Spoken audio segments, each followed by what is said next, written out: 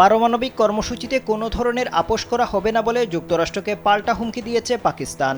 দেশটির প্রধানমন্ত্রী শাহবাজ শরীফ স্পষ্ট করে বলেছেন, পাকিস্তানের ক্ষেপণাস্ত্র কর্মসূচির ওপর মার্কিন নিষেধাজ্ঞার যৌক্তিক কোনো ভিত্তি নেই, তাই এই নিষেধাজ্ঞা মানা হবে না।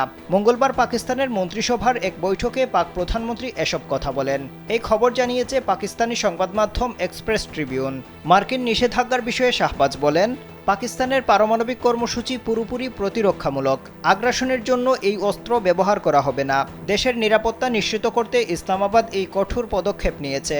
এ থেকে পিছু হটার কোনো সুযোগ নেই। পাকিস্তানের জাতীয় নিরাপত্তা কমপ্লেক্স ও অন্যান্য সংস্থার ওপর যুক্তরাষ্ট্রের আরোপিত নিষেধাজ্ঞায় তীব্র অসন্তোষ প্রকাশ করে তিনি বলেন, একটি বিষয় স্পষ্ট, এই কর্মসূচি কোনো রাজনৈতিক দলের নয়। স্যান্ডেলিনা সো, রূপচর্চায় আভিজাত্য। এটি পাকিস্তানের 24 কোটি মানুষের। এই কর্মসূচি পাকিস্তানিদের পছন্দের। পারমাণবিক কর্মসূচি নিয়ে কোনো আপোষ করা হবে না। পুরো জাতি এই ইস্যুতে ঐক্যবদ্ধ। এর আগে গেল সপ্তাহে পাকিস্তানি 4টি সংস্থার ওপর নিষেধাজ্ঞা আরোপ করে যুক্তরাষ্ট্র। এই নিষেধাজ্ঞার ব্যাখ্যায় যুক্তরাষ্ট্রের ডেপুটি ন্যাশনাল সিকিউরিটি উপদেষ্টা জন ফিনার বলেন, পাকিস্তান অত্যাধুনিক মিসাইল প্রযুক্তির দিকে ঝুঁকছে। দূরপাল্লার ব্যালিস্টিক মিসাইল ব্যবস্থা থেকে শুরু করে যন্ত্রপাতি সবকিছু নিয়েই বেশ মনোযোগী হয়েছে তারা। একবার এই ব্যালিস্টিক মিসাইল বানিয়ে ফেললে সেগুলো পরীক্ষার জন্য বড় ধরনের রকেট মোটরের প্রয়োজন হবে। এই ধারা অব্যাহত থাকলে পাকিস্তানের সক্ষমতা অনেক বৃদ্ধি পাবে।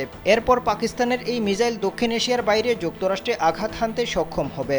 এতে রাশিয়া, চীন এবং উত্তর কোরিয়ার মতো পাকিস্তান ও যুক্তরাষ্ট্রের জন্য হুমকি হয়ে উঠবে।